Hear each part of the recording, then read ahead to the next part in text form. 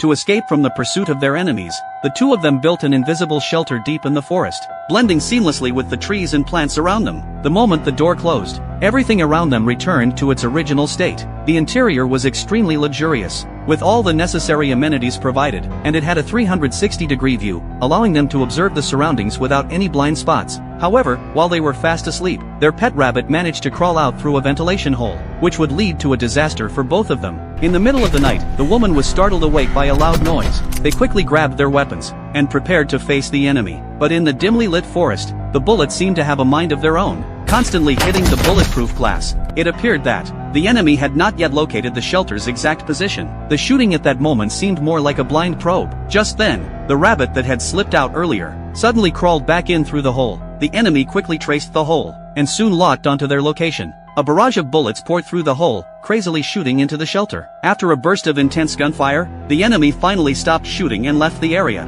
Although the woman narrowly escaped the gunfight, her pet rabbit sadly lost its life. To think that her beloved rabbit, whom she couldn't even bear to eat, was shot and killed, the woman made a firm decision to avenge it. However, in the entire revenge plan, they were still missing one key element: an excellent driver. So, Black Girl successfully joined the team, becoming the third member of the Rabbit Revenge Alliance. One day, Demay and Black Girl, dressed in their most glamorous dresses, took to the streets to perform a dance. The thugs were completely captivated by their beauty, their minds utterly seduced. Seeing that the timing was right, Black Girl suddenly turned around, and from a distance, May-Na immediately fired a shot, killing one of them. Accompanied by their graceful dance, several of the thugs fell to the ground, hit by bullets. They didn't even realize who had shot them. These thugs had killed their beloved rabbit, so they were bound to pay the most painful price. But despite killing these thugs, the gang leader would still not let them off the hook.